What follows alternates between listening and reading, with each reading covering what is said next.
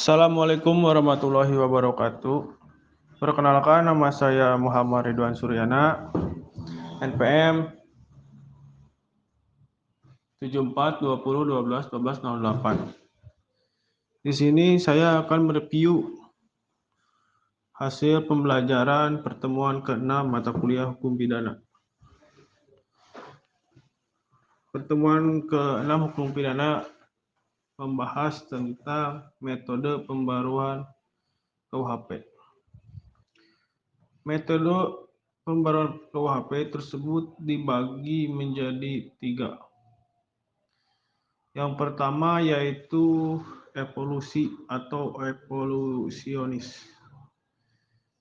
Evolusi tersebut merupakan pembaharuan yang dilakukan dengan cara menyelipkan pasal-pasal baru dalam KUHP. Contohnya seperti Undang-Undang Nomor 7 Tahun 1974 tentang penertiban perjudian, merubah pasal 542 dalam buku 3 KUHP menjadi pasal 303 bis dalam buku 2 KUHP. Sehingga konsekuensinya dengan berlakunya Undang-Undang Nomor 7 Tahun 1974, maka semua macam bentuk tindak pidana perjudian adalah merupakan tindak pidana kejahatan. Karena diatur dalam buku 2 KUHP dan sanksi pidananya menjadi dinaikkan dan diperberat karena merupakan kejahatan. Yang kedua yaitu kompromis. Metode kompromis merupakan pembaharuan yang dilakukan dengan cara menambah atau menyelipkan bab baru dalam KUHP. Jadi apabila ada aturan baru cukup dengan cara menambah atau menyelipkan saja. Misalnya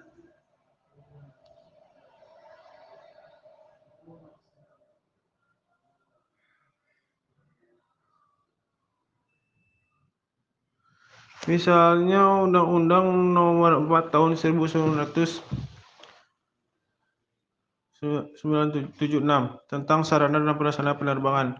Melalui undang-undang ini menambah bab baru dalam KUHP yaitu bab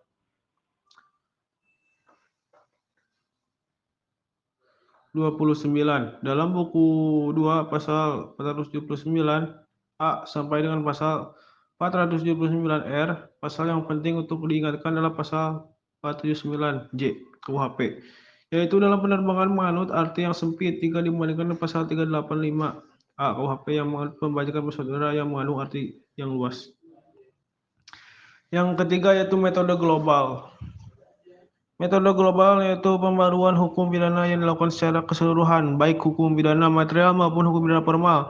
Contohnya Undang-Undang Nomor 7 Tahun 1955 tentang tindak pidana ekonomi yang mengatur baik formil maupun material.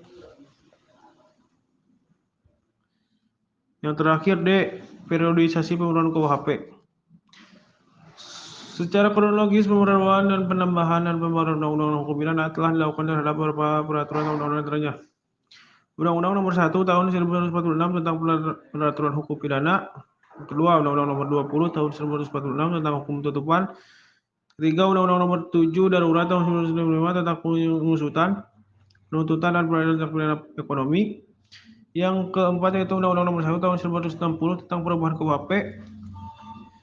Yang kelima, Undang-Undang Nomor 7 Tahun 1974 tentang penertiban perjudian. Keenam, Undang-Undang Nomor 27 Tahun 1999 tentang perubahan KUHP yang berkaitan dengan kejahatan terhadap keamanan negara. Yang terakhir, Undang-Undang Nomor 31 Tahun 1999 junto Undang-Undang Nomor 20 Tahun 2001 tentang tindak pidana korupsi. Sekian review pertemuan ke-6 mata kuliah hukum pidana yang saya dapat sampaikan. Mohon maaf bila ada kesalahan. Assalamualaikum warahmatullahi wabarakatuh.